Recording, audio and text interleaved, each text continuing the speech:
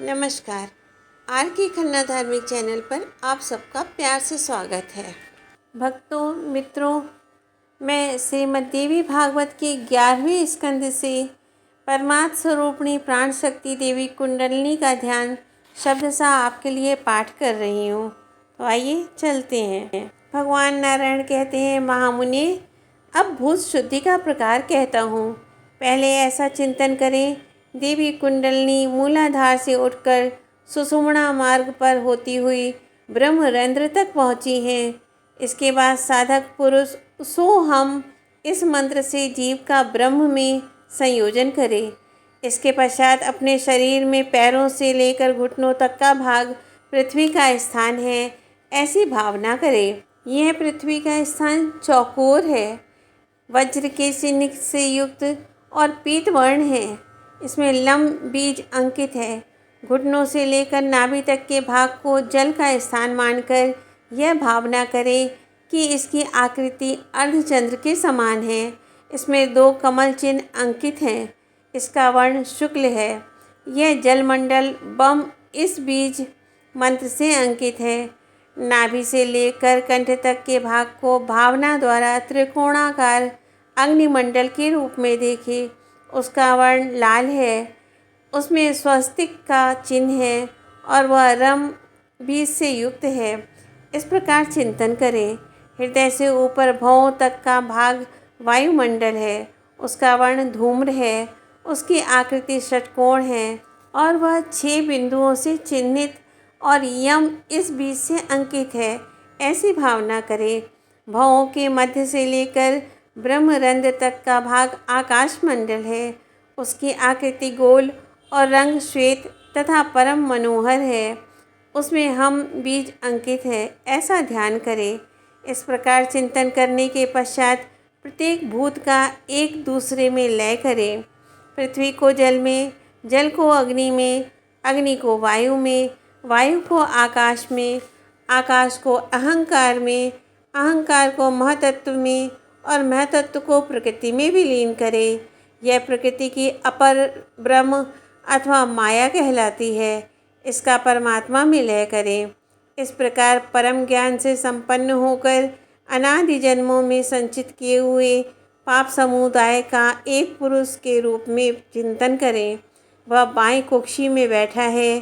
अंगूठे के परिमाण वाला वह पाप पुरुष कृष्ण वर्ण का है।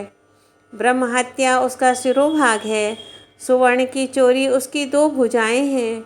वह सुरापान रूपी हृदय से युक्त है। गुरु तल्प ही उसका कटिभाग है।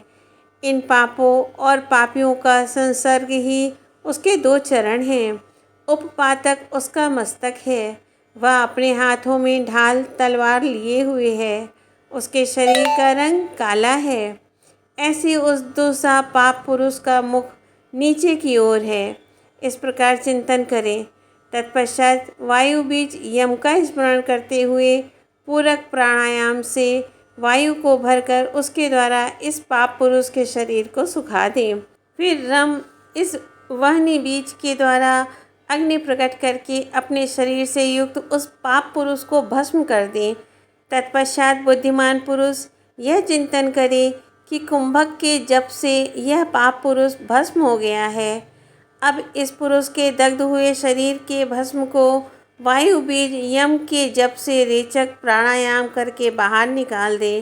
तदंतर विद्वान पुरुष अपने शरीर से उत्पन्न हुए भस्म को सुधा बीज वम का उच्चारण करने से प्रकट हुआ जो अमृत है, उससे आप्लावित करे। फिर भूबीज लम से उसको एकत्र करके उसे सुवर्ण अंड जैसा बना ले। तदंतर आकाश बीज हम उच्चारण करके उस अंड को विकसित रूप में परिणत करें। इस प्रकार विद्वान पुरुष को मस्तक से लेकर पैर तक संपूर्ण अंगों की रचना करनी चाहिए।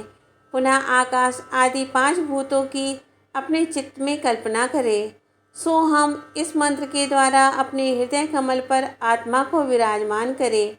इसके बाद जिस कुंडलिनी से जीव ब्रह्म में संयोजित हुआ है, उस कुंडलिनी को तथा परमात्मा के संसर्ग से सुधा में जीव को हृदय रूपी कमल पर स्थापित करके मूलाधार में विराजने वाली देवी कुंडलिनी का ध्यान करें।